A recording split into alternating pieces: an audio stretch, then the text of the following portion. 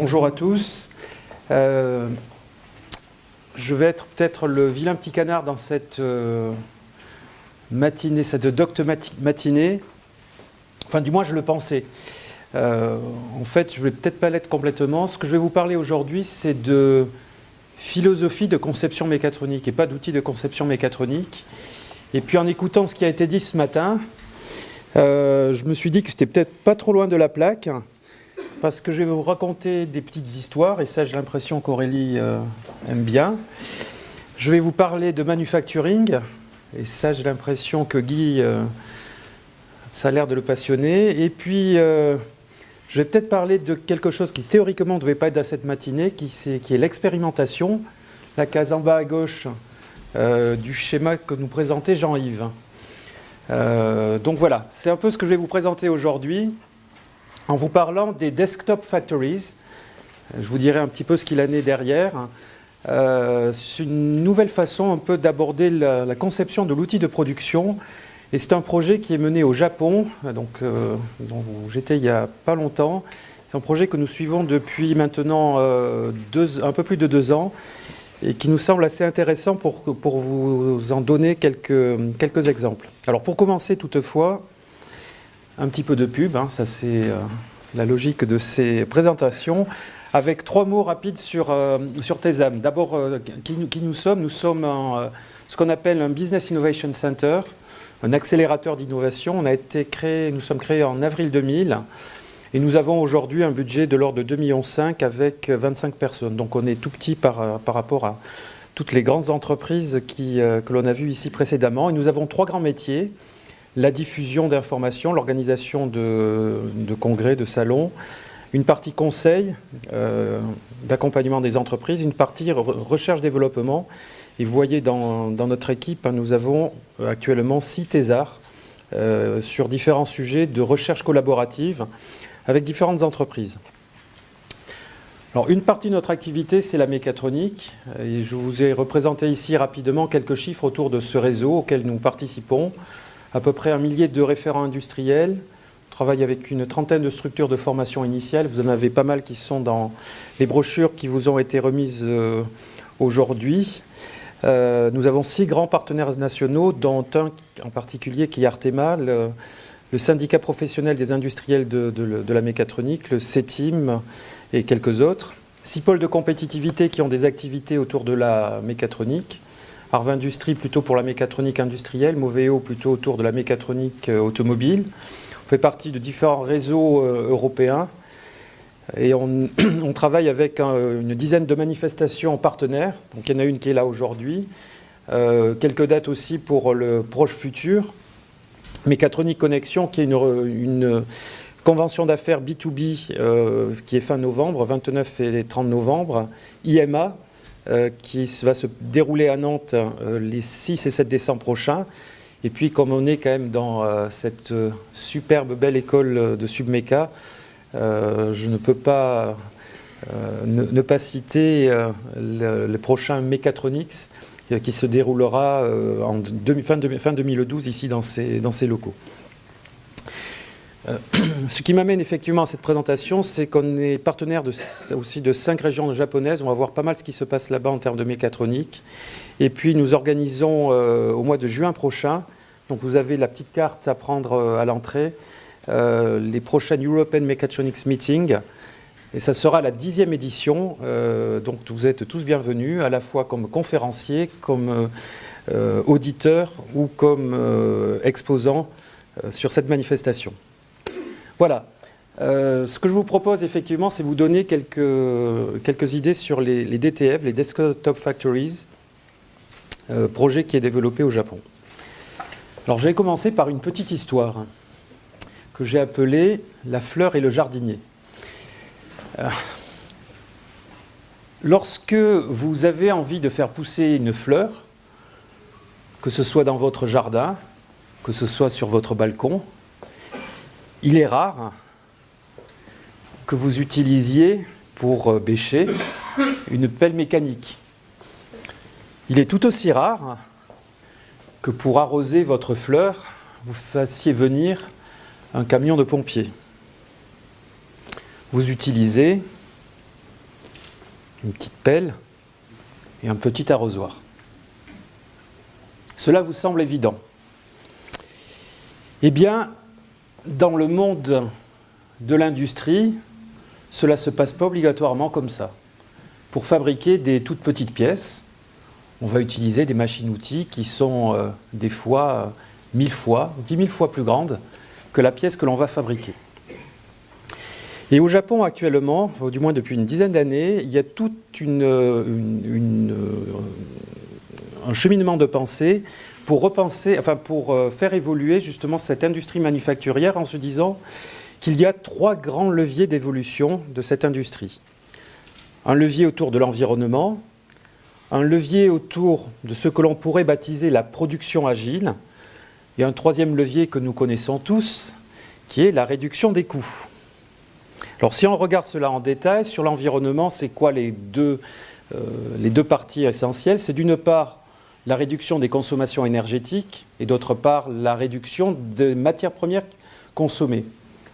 En termes de production agile, les leviers, d'une part, c'est la fabrication et la fourniture de plus en plus rapide de produits, la demande de lots de plus en plus petits, ou du moins de plus en plus spécialisés. Et puis le 3e point qui est recherché, avec l'évolution des modèles de produits qui sont fabriqués, c'est une reconfiguration rapide de l'ensemble des ateliers. 3e point sur les réductions de coûts, je ne vais pas y revenir, mais tout le monde connaît ça bien mieux que moi, c'est tout ce qui concerne les investissements, les coûts opérationnels, et puis dans certaines régions, la région parisienne en fait partie, l'optimisation des surfaces de production.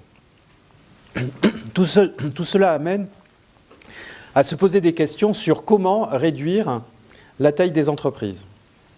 Alors, ce sur quoi travaillent les Japonais, que l'on peut baptiser du terme de micro-usines, c'est pourquoi faire. Alors, si vous voulez construire des voitures, si vous voulez construire des tankers, si vous voulez construire des Airbus A380, les micro-machines, les desktop factories, ça ne sert pas à grand-chose. Par contre, si vous vous intéressez au téléphone portable, si vous vous intéressez à l'électronique, si vous vous intéressez aux prothèses médicales ou à d'autres secteurs d'activité, la micro-usine peut être intéressante. Alors, voilà un exemple de schéma de ce que peut être la micro-usine, que les Japonais ont baptisé de desktop factories. En fait, l'idée qu'il y a derrière cela, c'est de se dire, il y a eu une révolution dans l'informatique qui a été de dire, on est passé d'ordinateurs qui faisaient la taille, peut-être pas de cette pièce, mais quasiment, à des PC de bureau, à des mini-PC, à des tablettes. Et on n'a pas le même cheminement, du moins aujourd'hui, autour de la machine-outil. Et donc les desktop factories, c'est de travailler sur ce secteur-là. Alors c'est une richesse de pensée qui est assez intéressante et je vais vous en donner quelques visions. Alors les premiers avantages effectivement de cette réduction de taille, on va les voir rapidement, c'est effectivement des aspects environnementaux, la réduction de la consommation énergétique. C'est aussi, à partir du moment où on a des usines plus compactes, une protection de l'environnement, mais environnement en termes de personnes qui vont être autour du secteur. C'est aussi des aspects économiques. Des machines plus petites, c'est a priori des machines moins chères. C'est aussi, parce qu'on a des machines plus petites, la capacité à les bouger rapidement dans les ateliers et reconfigurer rapidement les flux de production. Deuxième grand avantage de cette réduction de la machine-outil, c'est sur le modèle de production. On change complètement de modèle, c'est-à-dire on n'est pas sur des machines que l'on va utiliser pour faire de très grandes séries, mais on va être capable de suivre très rapidement les besoins d'évolution du marché. C'est aussi la fabrication beaucoup plus aisée de machines à la demande. Et ce qui a été dit tout à l'heure par Guy m'a fait penser justement à cette approche-là. Dans les contacts que l'on a aujourd'hui avec effectivement les Japonais sur ces machines, leur idée effectivement c'est d'avoir cette partie conception de microfacturing directement en même temps que l'on conçoit le produit à fabriquer. Et comme ce sont des mini-machines, on peut les fabriquer, enfin on peut les concevoir quasiment en même temps que l'on conçoit qu'on conçoit le produit. Donc voilà, c'est pour cela que j'avais ce lien qui me semblait assez intéressant. Et puis un troisième point, alors là on va dire c'est plus sociétal qu'autre chose, c'est la portabilité de l'usine. On est dans des logiques d'avoir des usines qui rentreraient sans problème dans cette pièce. Donc on peut mettre directement à proximité du consommateur final ou à l'inverse, qui vont permettre de mettre les usines à proximité des gens qui vont travailler dans ces usines. Donc vous savez, la grande démarche aujourd'hui, c'est de dire on sort les usines des villes. La logique qui est aujourd'hui au niveau japonais dans ces desktop factories, c'est de dire on ramène l'usine au milieu des villes. Et c'est un phénomène qui est assez intéressant. Alors, troisième avantage sur cette réduction de taille, c'est des avantages qui sont de type technologique. Alors, le premier point, c'est la précision. Si vous avez une machine qui fait quelques centimètres, enfin pas centimètres carrés, quelques dizaines de centimètres carrés en surface au sol, la taille d'un gros PC, c'est beaucoup plus facile d'arriver à climatiser et à contrôler la température d'un mini-local qui va contenir cette machine que de le faire sur des machines qui font plusieurs mètres cubes. Donc, ça veut dire des facilités en termes de répétabilité, en termes de tolérance, en termes de robustesse. Des facilités aussi en termes d'inertie, donc les aspects vitesse, accélération.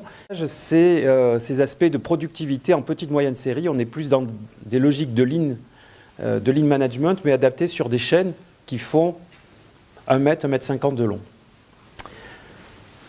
Alors en même temps, quand je vous parle de tout ça, cela exige aussi de repenser complètement la philosophie ou le côté culturel des micro-machines.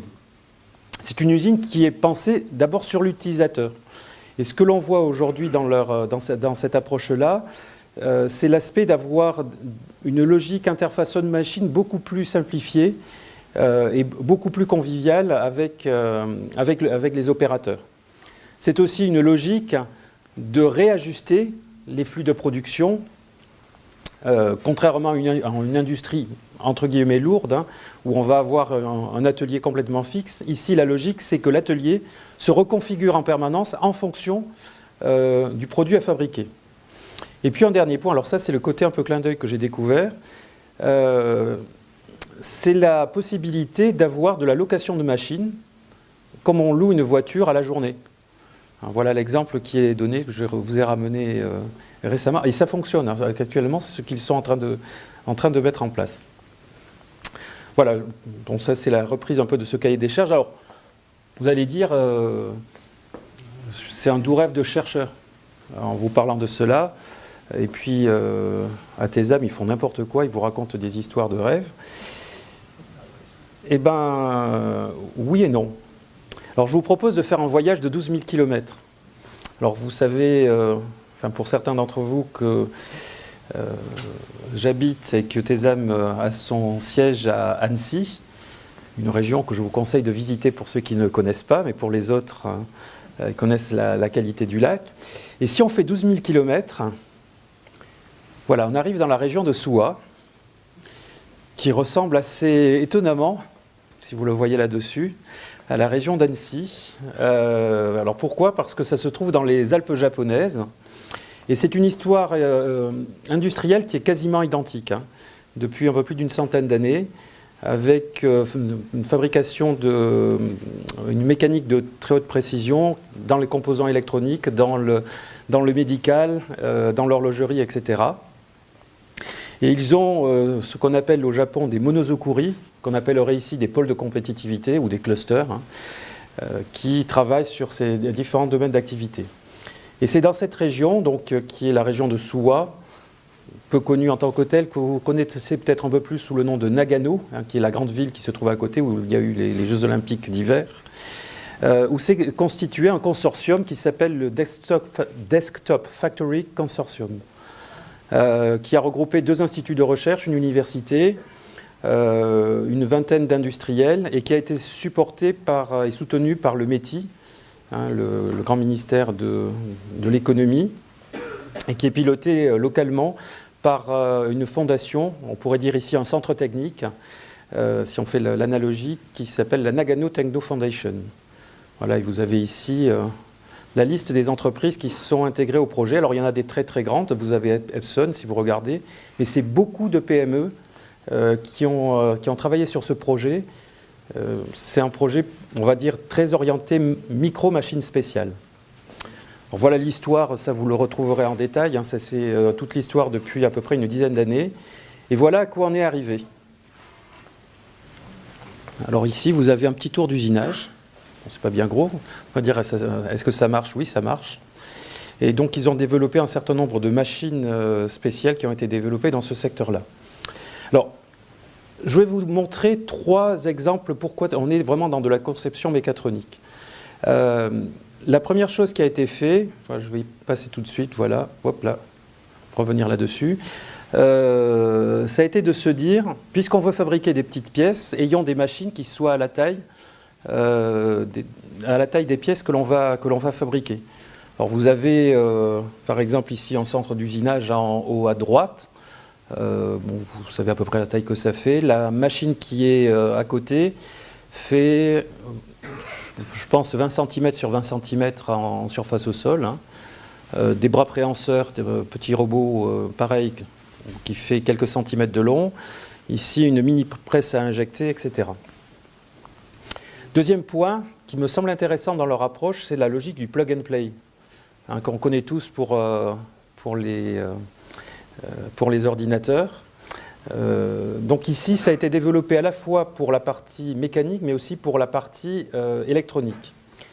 Et le troisième point, c'est de repenser complètement la chaîne de production. Alors ce que vous voyez ici, je ne sais pas s'il y a quelque chose qui vous surprend, c'est que vous ne voyez absolument pas d'électronique sur l'ensemble des machines qui sont côte à côte, hein, qui font la totalité de la chaîne de production. Donc vous la voyez ici, voilà. En fait, ce qui a été abordé dans cette approche-là, qui est vraiment une conception de type mécatronique, ça a été de se dire, on définit des standards qui vont permettre de piloter à l'extérieur les machines, et ils ont développé pour cela donc une interface en open source qui permet d'être adapté à l'ensemble des machines. Donc voilà l'usine de table, hein, telle qu'on l'a vu tout à l'heure. Donc vous voyez la taille, hein. Vous avez une personne, ça a été pris en octobre dernier. Vous voyez la taille de la personne. Et sur cette longueur, hein, qui fait à peu près 1,50 m à 2 m, vous avez une chaîne complète de production. On part de la matière première d'un côté, et de l'autre côté, on sort le produit fini complètement emballé. Alors des exemples effectivement de ce qui a été obtenu. Surface au sol ici réduite de 72%. Alors moi je pensais que c'était que pour des petites séries. Il y a des choses qu'on découvre en allant sur place, c'est que par exemple Toyota est en train d'utiliser en grande quantité ces micro-machines pour les mettre en batterie. C'est-à-dire plutôt que d'avoir une grosse machine unique, on met 50 machines en batterie et on crache le produit. Il y en a une qui tombe en panne, c'est pas grave, il en reste 49 qui fonctionnent. Donc on fabrique aussi de la grande série. Voilà un autre exemple sur une fabrication de MEMS. Alors aujourd'hui et demain, je terminerai là-dessus pour vous montrer la R&D autour des micro-machines, il commence à y en avoir un peu partout. J'ai pris quelques exemples ici, il y en a en Allemagne, aux USA, en Suisse, enfin bon, vous les verrez, en Finlande, etc. Il y a un sujet qui m'a énormément amusé, c'est celui-là, c'est la salle blanche engine. Ça c'est un des projets de recherche qui a été démarré en 2008. Toujours pareil sur cette logique de micro-machine, plutôt que d'avoir une immense salle blanche qui est hors de prix, et ça je pense que vous le savez tous, on met les machines dans de micro-salles blanches, et donc on peut fabriquer dans ces micro-salles blanches, et en même temps les opérateurs restent à l'extérieur en tenue classique. Voilà, donc le concept du couteau suisse, on ne va pas y revenir là-dessus. Je terminerai par les challenges qui me semblent importants. Dans ces logiques effectivement de micro-machines, une des choses qui est importante, c'est d'adapter les process à la miniaturisation. C'est un des sujets qui est le plus délicat, puisqu'on va se retrouver avec des effets que l'on ne rencontre pas lorsqu'on est sur des tailles importantes. Et donc là, il y a énormément de choses à retravailler, avec des règles à réécrire. Donc ça, c'est le premier point. Le deuxième point, c'est la standardisation des composants miniatures. On est dans des secteurs sur lesquels il n'y a rien. On est vraiment quasiment sur de la page blanche. Et pour les fabricants de composants, que ce soit les actionneurs, que ce soit les capteurs, il y a tout un nouveau champ qui se débloque dans ce domaine-là. Le développement de normes, ça je ne vais pas y revenir, mais ça c'est partout. Et puis les méthodes de conception qui sont associées. Marché possible, il y en a des tonnes. Et puis si vous avez envie d'en fabriquer chez vous, il y a un petit projet qui s'appelle Fab Home. Vous avez les coordonnées qui sont là, qui a été lancé par un professeur américain qui vous propose de faire chez vous votre desktop factories. C'est assez marrant, bon, ça vous permet de voir certains de ces sujets. Et je termine en vous disant que je serai très heureux de vous en parler davantage les 6 et 7 juin prochains au Grand Bornand pour la 10e édition des rencontres européennes de mécatronique. On se reverra, j'en suis sûr, avec Laurence. Voilà. Merci à vous.